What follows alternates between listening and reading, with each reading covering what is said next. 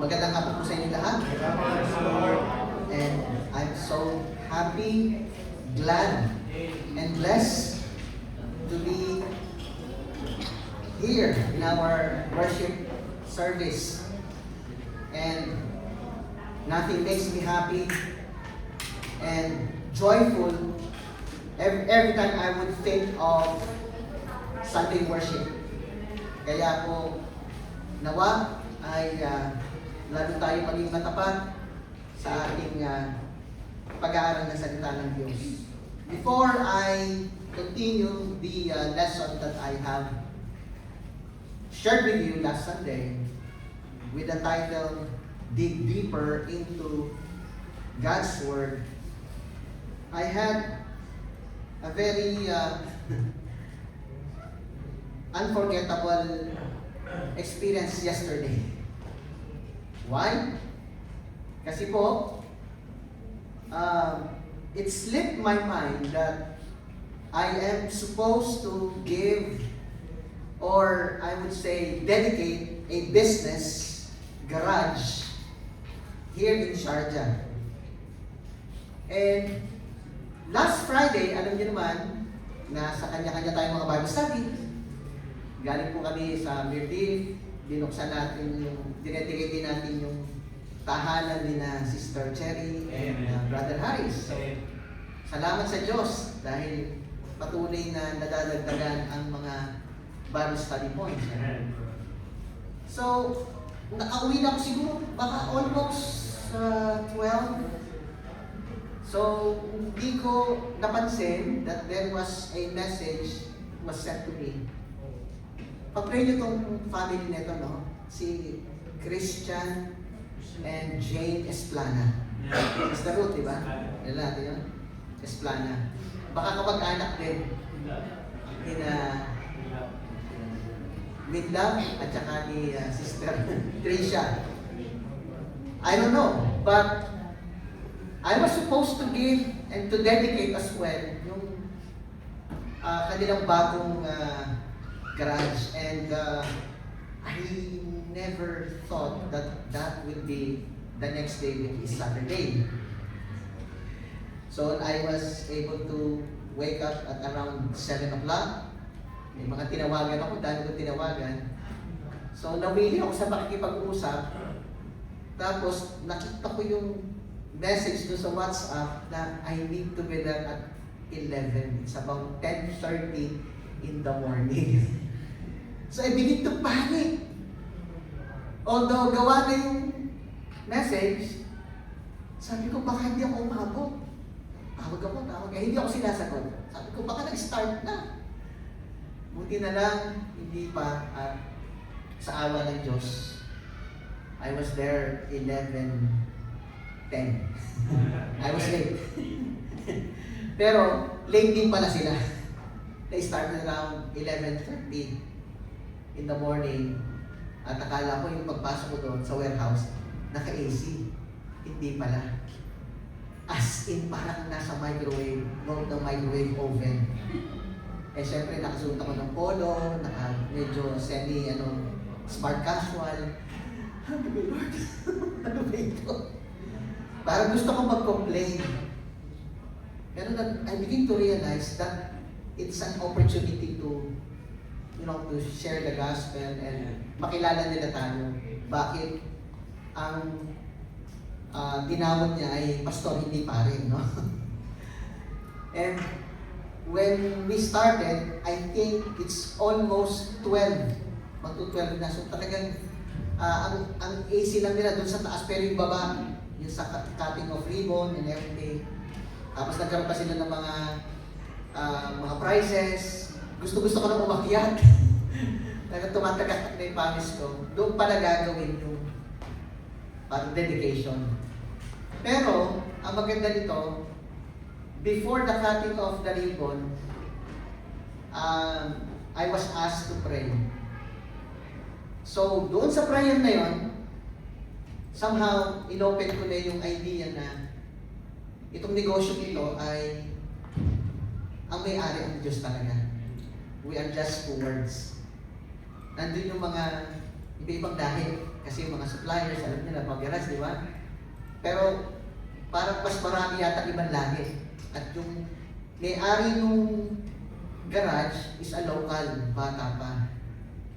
So, nakakatuwa dahil nandun siya, nakinig siya dun sa prayer about 2 to 3 minutes. And after that, we went upstairs. At ito na talaga yung proper dedication. And after the dedication, several of them, yung mga ibang dahil, came to me and said, "Thank you so much. I was touched doon sa prayer." Kasi doon sa prayer, I took the opportunity to, alam niyo na pag may pray na, makilala nila ang Panginoon, i-open na nila yung kanilang heart, no? Discreet, pero hindi nila alam na somehow we are trying to share that only God can prosper and bless their lives. So yung mga ganitong pagkakataon na kahit na nasaan tayong lugar and we have the desire to share the gospel, gagamitin tayo ng Panginoon. Kala ko makakapagpahinga ako kahapon. Hindi para talaga nakapagpahinga dahil there are a lot of things that needs to be done. People need to be called upon. But yung desire ba na gusto natin magamit ang Panginoon, I hope and pray that all of us will have that desire kasi gagamitin tayo ng Panginoon. And why am I saying that? Why am I requesting that these people, itong mag-asawang ito ay may pagpanalangin natin, hindi lang kanilang negosyo because hindi sila makatid ng church eh. Yung isa nagtatrabaho sa American Hospital as a nurse. So Sunday talaga parang hindi rin on call din siya. And then yung kanilang garage ganun din. Pero in-emphasize ko sa mag-asawa kahapon that unless you honor God in the business that you have, walang success apart from God being your partner. Kaya I don't want to water down kasi sabi ko sana pwede kong hindi na sabihin sa inyo to, pero I would be remiss of being a true friend and a pastor to you if hindi ko sasabihin sa inyo to, na you really need to put God first. So ganito ang mangyayari ngayon yan. Bali, it will take some time, maybe 1 or 2 months, but definitely within this time of framework ng August, baka last week of August, we might start a Bible study. Itong blessing sa bahay nila. Yung blessing doon. Kaya sabi ko, Lord, sige, hindi man natin maipitasin ng Sunday. Pero yung Friday, di ba? So magkakaroon tayo ng another Bible study. Boy, malapit lang, likod natin. Just sa may Gold Center. Malapit sa ito. Parang doon lang yung sa yun lang ang lugar nila. Kaya, let's pray that God will really open doors. Ipag-pray talaga natin na hindi lang yung mga Bible study points natin. Kasi marami na tayong mga preachers, di ba? Na talagang pwede naman please, kagaya ni Brother Vinky, di ba? Nakita niyo naman. Si Brother Alex. Di ba? Mga hiya, si William na lang yung hinihintay natin. Isang araw, ano? Di ba? Isang Wednesday. Wala namang imposible. Kaya nakaka-bless yung mga men natin. And we need to really learn the scripture. So in our text sa Matthew 9:13, we have seen here yung background, di po ba?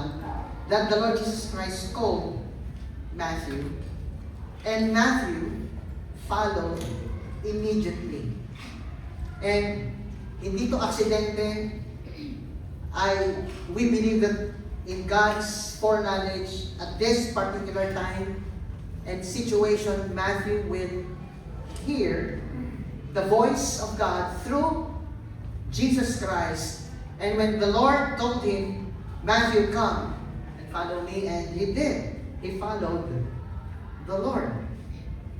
But we also see that the religious leaders, instead of becoming, happy and they should rejoice, they criticize the Lord Jesus Christ kasi kasama-sama niya yung mga publicans and sinners. At nagkaroon ng invitation si Matthew sa bahay niya, nagkaroon siya ng,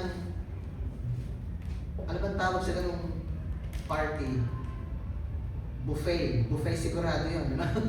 At nagkaroon ng malaking gathering. But they were not spared by the prying eyes of the critical leaders of the religious circle, particularly the Pharisees.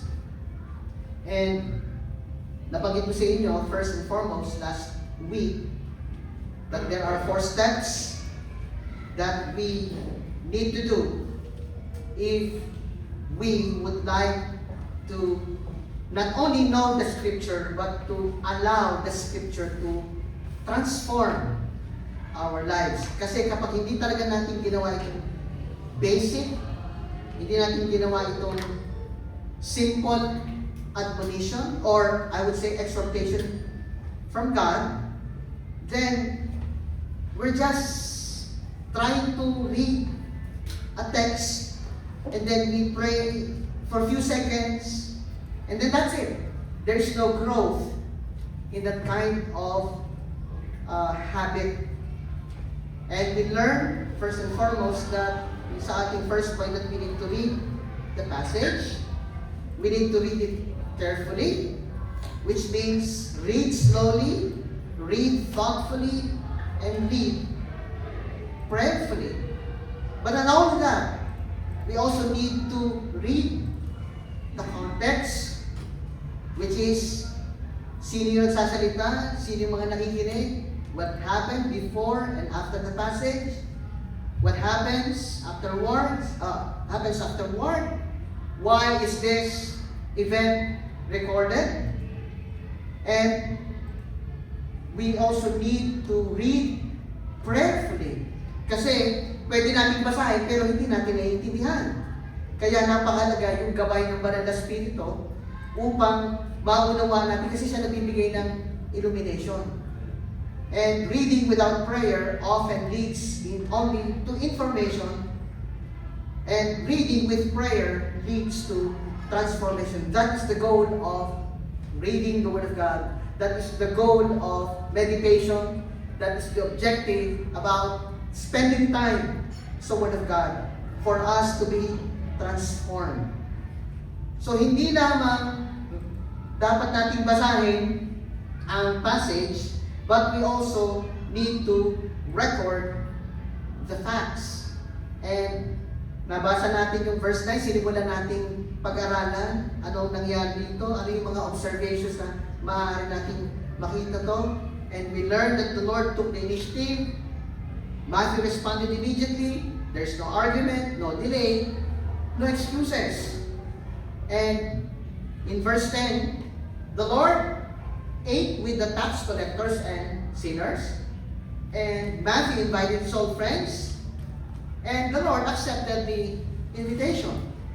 Kaya pag tayo na-imbitahan sa isang gathering, sa isang halimbawa, meron kayong kaibigan, pag-pray mo naman ang aking anak, ipag-pray mo naman ang aking business, kahit hindi kayo pastor, you're just a simple Christian at that, take the opportunity.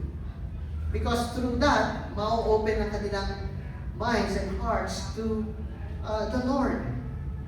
And doon sa verse 11, sa ating text, ano po sinasabi sa ating text? Matthew 9, 11. And it came, and when the Pharisees saw it, they said unto his disciples, Why eateth your master with publicans and sinners? Why, itong tanong nila, eateth your master with publicans and sinners? So, they could not directly confront the Lord Jesus Christ. Instead, lumapit sila sa mga disciples at kung talagang matino at maayos at holy and righteous yung master nyo, bakit kasama niya kumakain ang mga marumi, ang mga salot ng lipunan? Hindi ba, yun nga yung reason kung bakit siya dumating eh. I came to seek and to save that which was lost. Hindi siya naparito upang gamutin ang mga walang sakit. Naparito siya upang gamutin, of course, yung may mga sakit. Those that are whole need not a physician. Yan ang sabi ng Panginoon. But those who are sick. I came not to call the righteous, the Lord said, but sinners to repentance. And that is why hindi tayo dapat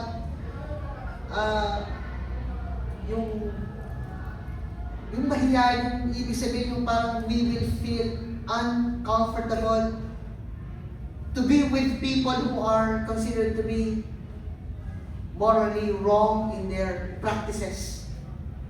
Paano ang gagawin mo kung may mga trans dyan, di ba? Kabubuhayan ba natin sila? I-disdain ba natin sila? Alam naman natin, pag ang mga yan, somehow, many of them are would be hostile, especially kapag nalaman nilang Kristiyano ka. But I believe we are to reach them. Lalo na, halimbawa, kayong mga ladies, nagpapagupit kayo sa, sino ba yung mga salon na pinupuntahan ninyo? No? O, halimbawa, alam niyo naman, yung mga nagugupit, ang mga lalaki, diba? Kung lalaki nga sila yung mga magagaling maggupit, di ba? So, if you are trying to do your own thing, meron kang hairdresser ba ang tawag doon? Sa salon? Have you ever tried, at least, kung 3 taon mo na siya yung gumugupit sa'yo, no? Gugupit. Siya yung nagsiservice sa'yo. Do you try to engage in a discussion that will lead to witnessing to the person? Kasi unless you try, baka naman akala natin nahihiyan lang tayo, pero baka open na yung kanyang heart at baka through you, dahil ibang-iba ka sa lahat ng kanyang mga customer na ginugupitan o sineservisyuhan, for that matter, who knows?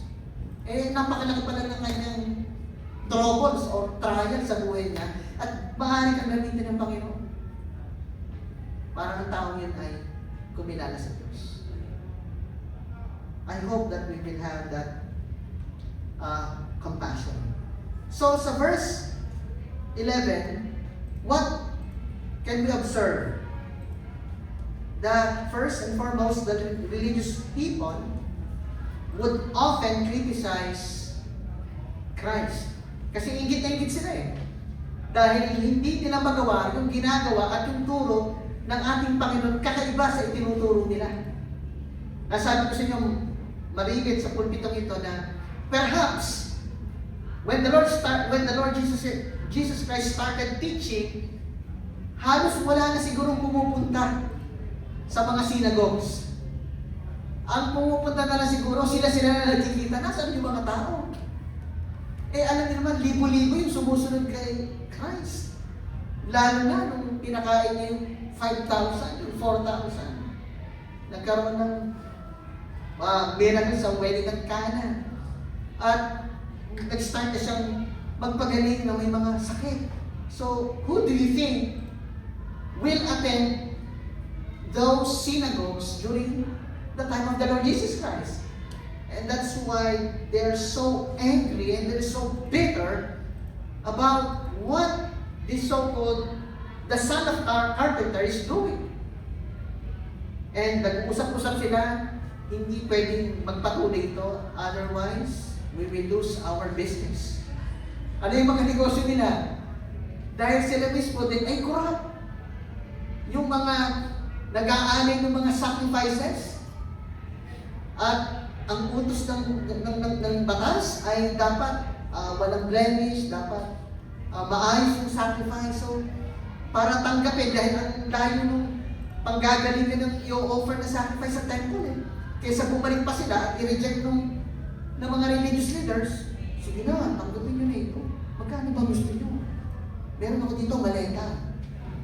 No? Maleta na na. Even the religious leaders, they're really corrupt in their practices. Wala yung true worship. So, what else? Their concern was outward appearance rather than people's spiritual needs. Ito isang example pa, no? I don't know if you've heard this sa mga pastors and preachers na nagkaroon sila ng subject or teaching about the widow, yung widow's mite. Naalala niyo yung dalawang mamera na sa temple? Sabi ng Panginoon, who among these people gave the most? And they said, it is the widow, which is, kinumend ng Panginoon yung widow. Pero kung talagang ating titingnan at aaralin yung widow na nagbigay ng all that she had, as in talagang yun na yung kanyang kayamanan, and the Lord really exemplified, or I would say, sinabi niya talaga sa lahat ng mga tao nagbigay, dahil yung iba nagbigay out of their own abundance. Yung iba, dahil mahiyaman sila, they're able to give. Pero ito, sobrang hirap at walang kayamanan, ibinigay pa niya yung lahat ng meron siya.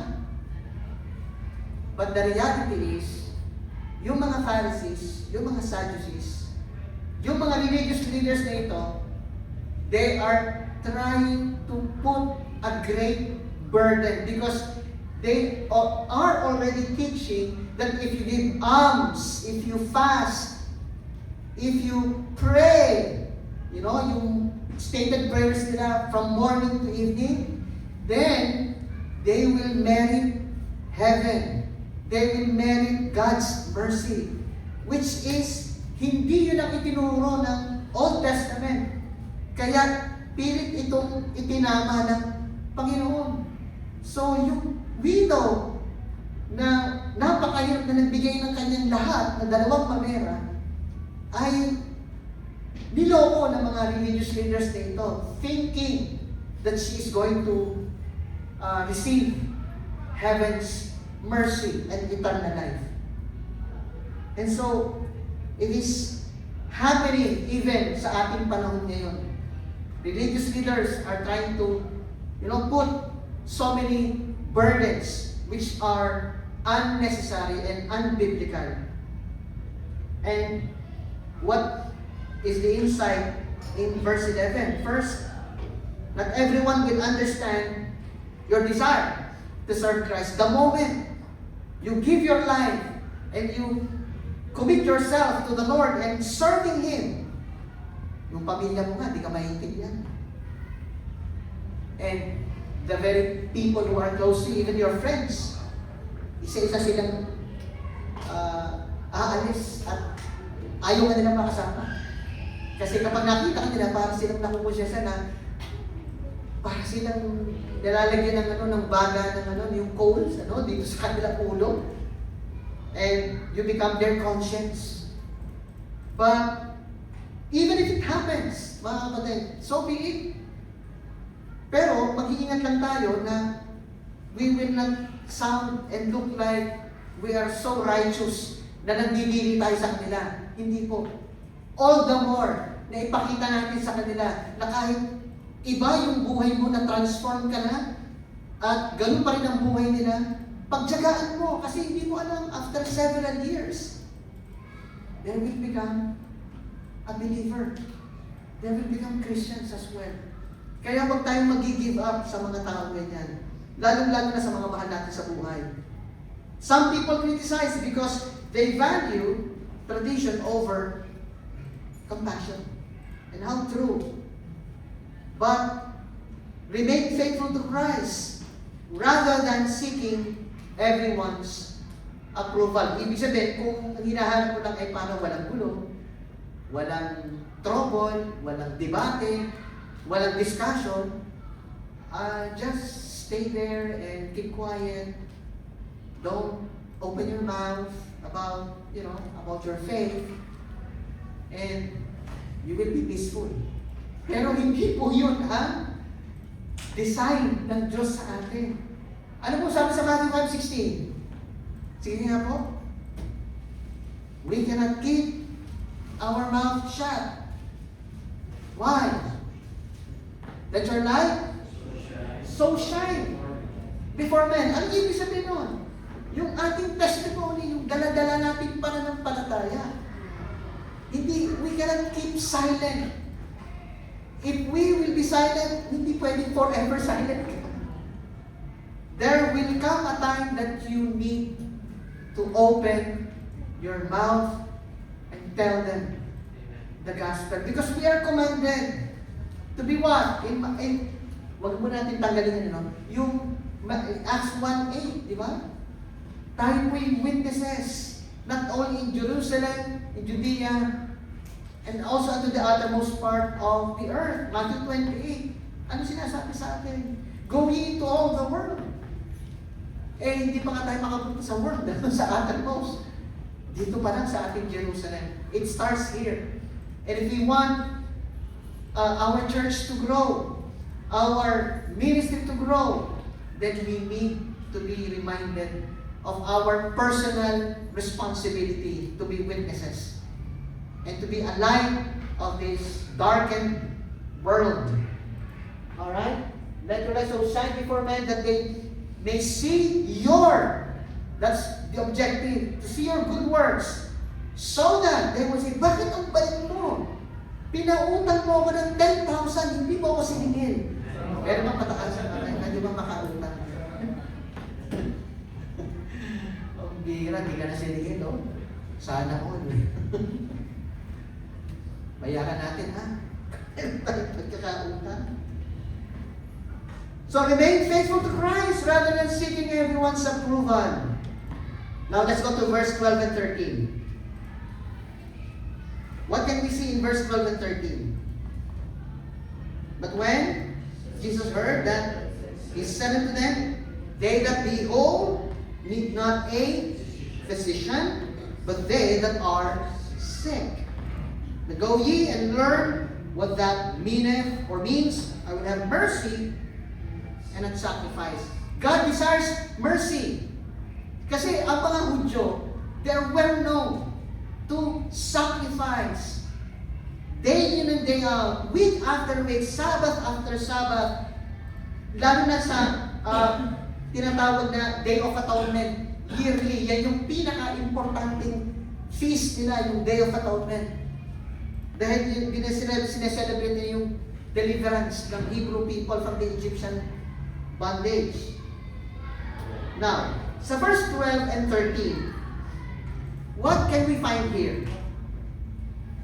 Ano yung pwede nating maintindihan sa verse 12 and 13?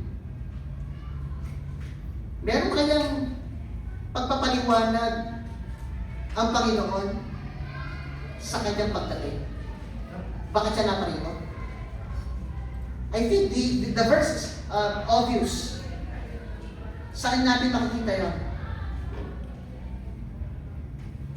Does Christ explain something, or did He explain something why He came?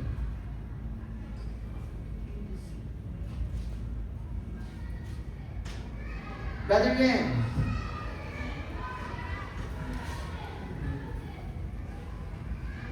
did He? Why He came?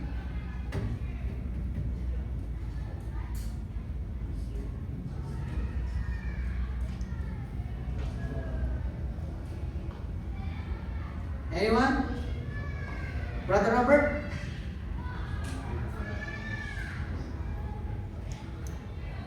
Ano sabi sa verse 13? For I am not come to call the righteous. So, ano yung kanyang pinapaliwanag dito? Yung kanyang purpose, di ba? Yung kanyang mission. What else? nagkaroon siya ng contrast between those who are healthy and those who are sick. Di ba? He said, the sick need a physician. So kung magaling ka, hindi mo ka lang ng doktor. Kailangan mo pagkain para lalo ka lumakas. What else? Isn't it that God desires mercy rather than empty religious ritual? So importante yun. Dapat makita natin yung perspective na yan pag binabasa natin yung Word of God. Ano pa? Sino kanya tinatawag? He is calling the righteous? No, He is calling the sinners. To what? Okay, did you ever ask why? Why is God calling for the sinners to repentance? So what do we observe here? What can we possibly observe? Isn't it that Jesus Christ compared sin to sickness? Kasi nga, ang taong may sakit, kailangan niya ng gamot upang siya ay gumaling. Kailangan din niya ng, more importantly, ng doktor na magpe-prescribe. Eh, lahat tayo may sakit spiritually. Ano ang kailangan natin? Ang isang doktor na magpapadaya sa kasalanan at magpapatawad ng ating kasalanan. Kasi kung hindi yun mangyayari, hindi tayo kailangan mapapadaya sa kasalanan. At kung nasa talikala pa rin ng kasalanan, ang buhay natin, nasa kasalanan pa rin. So, mabubuhay tayo patuloy. Eh, ang gusto ng Panginoon, dahil nga tayo marumi, makasalanan, mapalaya tayo. Pero hindi tayo maaaring gamutin hanggat hindi natin sinasabi, kailangan ko ang awa mo, Panginoon. Alin niyo pag nagwibignas tayo, yung ginagamit natin yung Romans Road? Huwag niyo pong kakalimutan yung doctrine of yung repentance. Hindi lang yung magsisi, yung tumanggap, maniwala. Isama natin yung manampalataya at tumalikod sa kasalanan. Mahalaga yun. Kasi yung ABC of alphabet salvation, di ba? Anong sinasabi ng A? Accept Christ. Tanggapin mo na. Si Jesus Christ. Ano yung pangalawa? Believe in your heart the Lord Jesus Christ. At anong pangalawa? Confess. Kulang yun. Paano yung ipapaliwanag yung confess? Usually, sinasabi natin magsisi, di ba? Hindi lang po yun ang ibig sabihin ng salitang confession. Yung parati natin ipinapaliwanag. Yung salitang confess means homologeo. To agree. Yung ibig sabihin, with the view that you are going to commit your life, yourself, your all to Christ. And that will happen if you turn away from your sin, a life of sin. Kailangan natin ipaliwanag yung pag nag-witness tayo kasi kung hindi, ay matagal ko nang tinanggap. Iho si Christ. Wala pa nang ako ay niya nagkaisip. Pero tangin mo, if you die, and when you die tonight, where will your soul go? Hindi niya alam. Tanging Diyos lang ang nakakaalam niya, baka sakali. Bakit? Kasi kailangan dalhin natin yung tao sa punto na malaman muna niya gaano ba tayo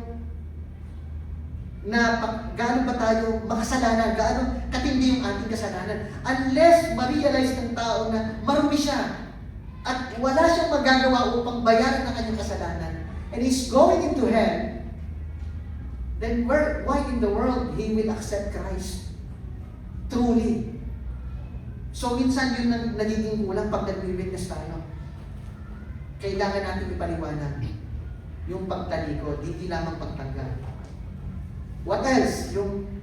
Hindi ko naman sinasabing mali, pero mas maganda sigurong sabihin natin doon sa tao na kapag siya ay naintindihan niya na yung gospel, na Panginoon, pumasok ka sa puso mo. It seems parang okay siya. Nakaka-comfort. Panginoon, tumira ka sa puso mo bilang Lord and Savior. Hindi kaya mas tama na, Panginoon, baguhin mo ako. Lumalapit ako sa iyo. Hindi yung, Panginoon, lumapit ka sa puso ko. I mean, parang there is something lacking in there. Eh siya ang nag-i-invite, di po ba? Sino man ang may sakit, lumapit. Sino yung nauuhaw, lumapit kayo. Di ba? Ako yung mabuting pastol.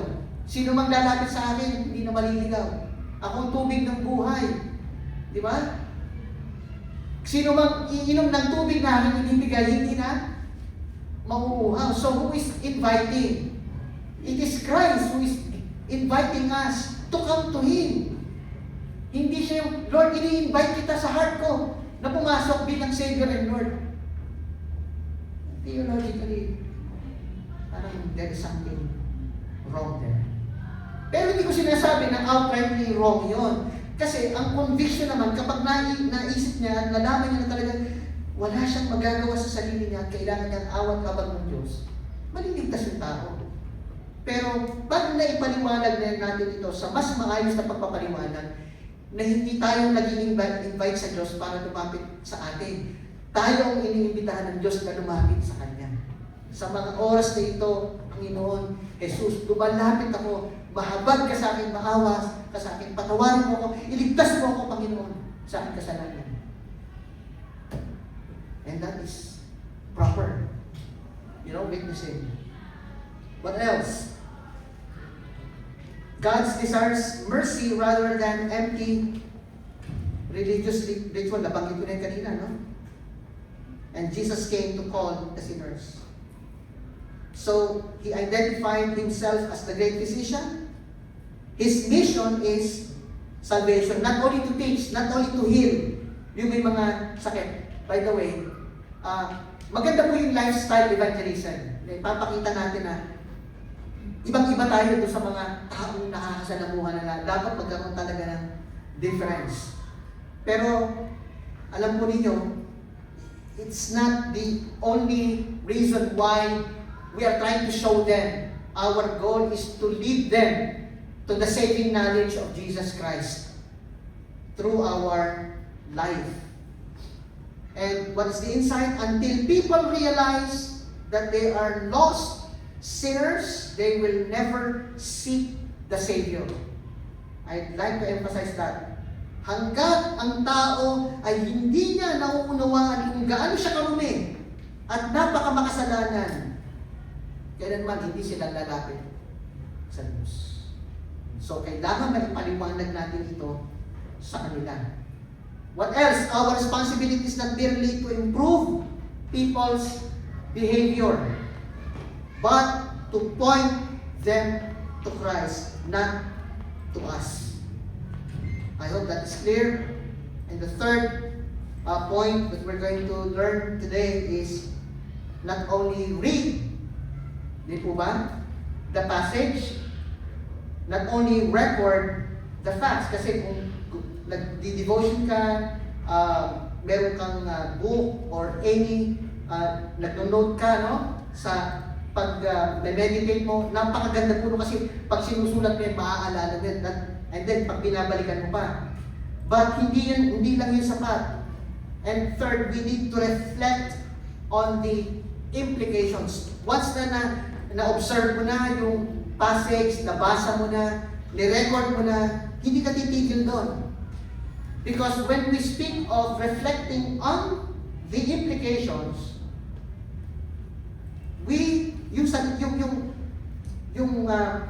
sa ating pag-aaral ng salita ng Diyos, how we interpret the scripture is that we begin to ask questions. So, we need to observe, and after observation, by asking question, tanongin natin yung verse 9 to 12, verse by verse, ano kaya ang sinasabi ng verse 11 or verse 9? For example, sa Matthew 9, and as Jesus passed forth from thence, he saw a man named Matthew sitting at the receipt of custom and said unto him, Follow me. And he arose and followed him. So, For you to be able to appreciate yung binabasa mo, hindi lang yung basta binasa mo ng isang passage and that's it.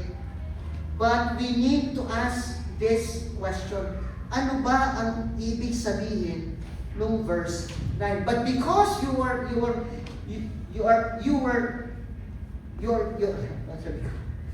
sapagkat naisulat mo na yung mga facts doon sa note mo, I'm trying to assume that you are going to be interested in what the passage is actually saying. And when we speak of reflecting on the implications, it asks, hindi lamang ano sinasabi ng verse 9 ng pagkakatawag ng Panginoon kay Matthew, ano ang implication nito or what does it mean for me? Let's say for example, punta tayo sa verse 9. Nakita ng Panginoon si Matthew and then nakaupo and he's doing his usual job as a tax collector.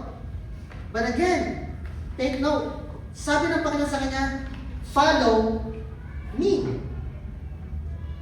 If the Lord Jesus Christ invited Matthew to follow him, hindi kaya God is telling me something to follow him as well.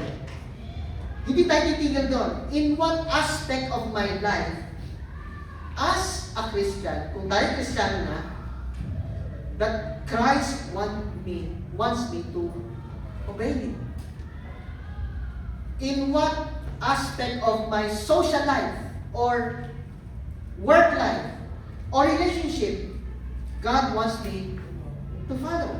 So, hindi yung pag sinabing sumunod sa Kanya ay gagawin natin yung gusto natin. Ibig sabihin, when God is inviting us to follow Him, it means, anong sinasabi ng salita ng Diyos that pertains to my life as a Christian. Tandaan natin yung reflection will turn to information and into conviction. So kung talagang totoo kung susunod kay Christ, yung mga bagay na hindi ko na dapat gawin at puntahan at i-practice sa buhay ko, dapat akong mamili. At kung yun ang conviction na binibigay sa atin ng Panginoon through a passage, then yung passage na ito naging makabuluhan. Yung passage na binasa mo o yung particular text will come to life. Sapagkat kung yung verse 9 o yung verse 10, alinmang verse na binabasa natin from 9 to 11, pero walang reflection and hindi natin nalaman kung ano yung gustong ipagawa sa atin ng Diyos, kailanman hindi ito magkakaroon ng conviction. At dahil walang conviction, walang transformation. And in James 1:22, alam natin ito. Ano pa sabi nito? But be ye doers of the word. Yun ang pinaka-intention ng Panginoon.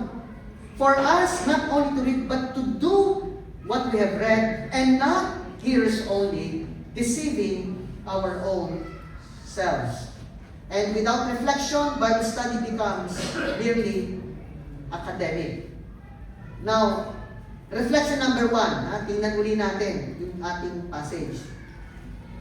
What happened when the Lord Jesus Christ called Matthew? Ano yung mababasa natin doon? What happened to Matthew? He obeyed what? And followed immediately, or he obeyed immediately. Now, ask ourselves. So, wag muna tayong magja-jump sa verse 10. Paano tayo magre-reflect dito? By asking, do I obey Christ as quickly as Matthew did? So, pag tinanong natin to, wag nating iwan lang, wag lang natin itanong, kung hindi, try to meditate, try to Examine. Did I or do I obey Christ like Matthew did? Is there something God has been telling me to do that I need to continue but I always postpone it? Ano yung mga bagay na yun? Halimbawa, yung faithfulness sa ministry. Yung praying about for our missionaries. Or praying that God will use you in one of the ministries. Is God telling you to do it? And yet, we say, ayoko pa. Or probably God is calling you to be a missionary somewhere out there. Pero sabi mo, Lord, iba na lang. Marami pa akong priorities. So those are the things that will help us, you and me, to understand, not only to understand, but to have a conviction in what you are reading. And sometimes, hindi ko sinasabing ito ay common sa lahat sa atin. Maybe you had a relationship with someone and it went sour and hindi nag-materialize. You thought that magiging maayos ang inyong relationship between a couple, and then may plano kayong mag-settle down, engage kayo, magpapakasal kayo, and then after several months, you decided na quits na tayo. I mean, masakit yun. Di po ba? Nagplano kayo, nagpa-counsel na kayo, and the day, ito yung pinaka-worst, the day ng kasal, hindi ka sumipot. Hindi yung babae, yung lalaki, hindi sumipot. Hihira, baka babaliw-baliw ka siguro, no? Nandun yung mga invited guests mo, yung mga ninong at ninang mo. Nandun si Digon Arnel, no? Si Ate Alma. Bihira, no? Andun si Digon na Judge, at Sister Arlene, talagang yung suot nila. Grande talaga. Tapos wala yung lalaki.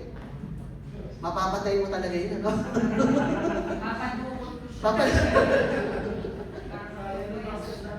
Diba? Pero sabi niya, kung hindi naman talaga kami para sa isa't isa, huwag mo gagawin bago ng kasal mo. Kalokohan yun. Malayo pa lang. Pag-isipan mo, pag-pray mo kung talagang siya o hindi siya. Hindi ko sinasabi ka, wala akong mutin nito kay particular niya. Wala. Yung sinabi ko sa inyo, true story yun. True story, the day ng kasal, hindi sumiko. Oh? Napakasakit nun. And doon pala sa mga ganitong pangyayari, sana matuto tayo.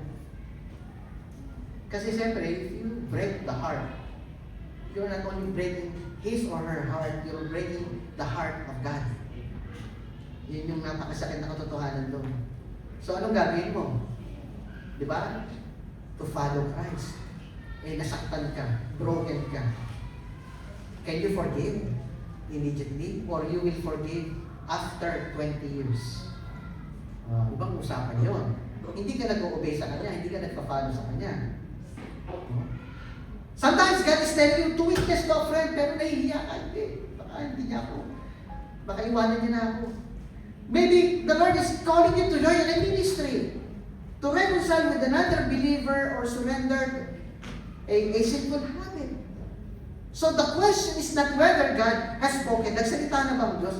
Lagi nagsasalita ng Diyos. Pag binasa mo ang Word of God, nagsasalita ng Diyos. Kapag nagdi-devotion ka, nagsasalita ng Diyos. Pagkatapos ng preaching, mamaya at ngayon, nangungusap ang Diyos. Kaya nga hindi ko sinasabi, if God has spoken to your heart, no. I'm always telling you, the Lord has spoken to all of us. Ano ang magiging response natin sa message? It's up to you. Di po ba? Reflection number 2. Matthew introduced others to Jesus Christ. then we can ask ourselves, do my lost friends know that I belong to Christ?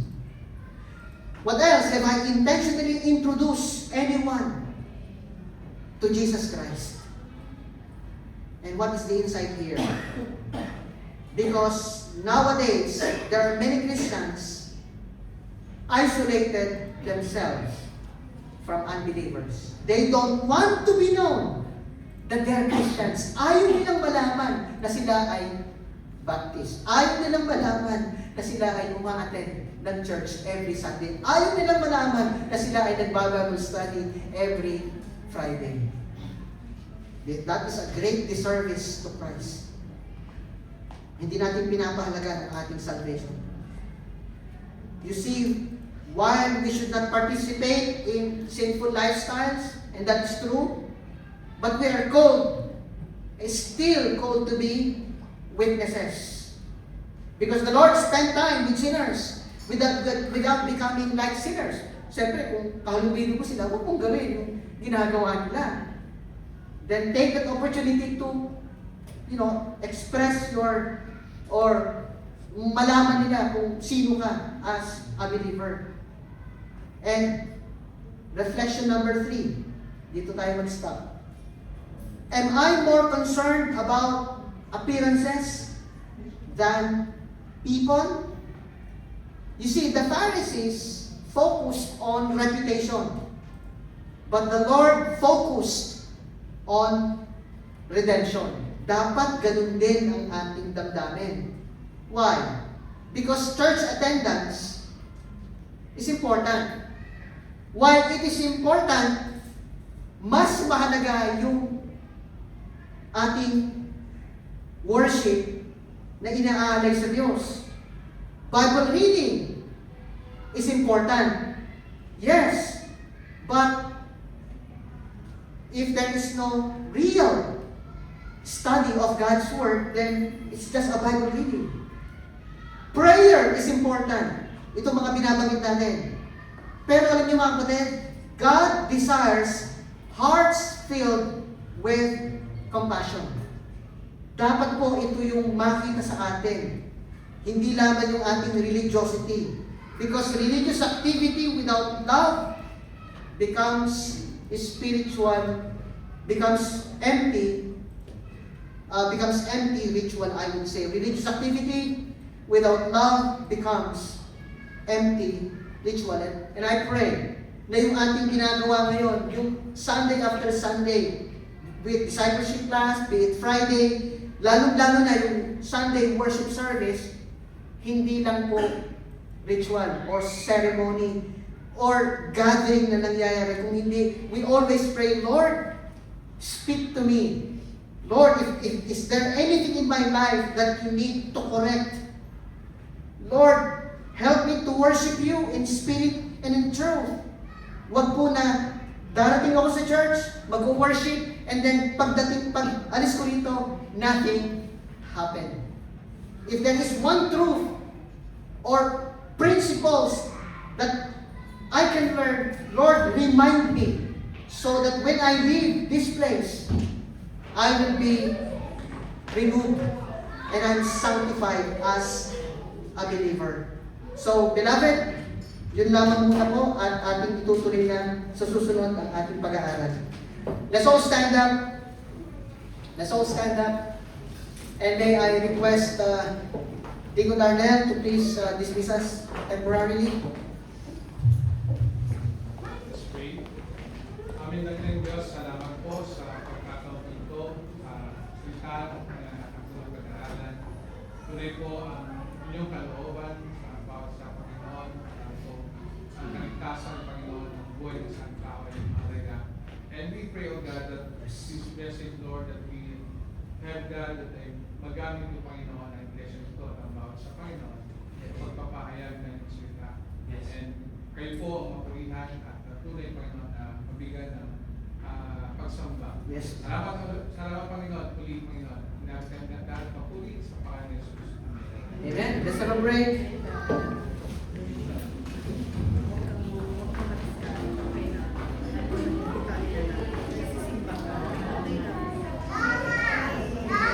Charlotte. Nasaan si ano?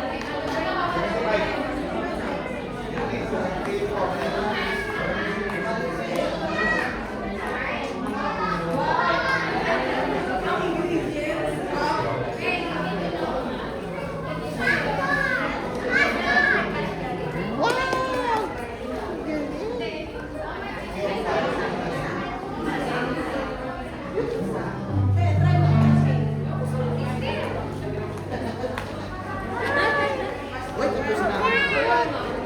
Okay na, isang ko na sa'yo isang. Brada? Okay na yan? Ha? Gerald doon, kay Gerald sa tayo. Bilis. Mabilis nga sila. Gamitin. Parang lala mo. Nakakakal eh.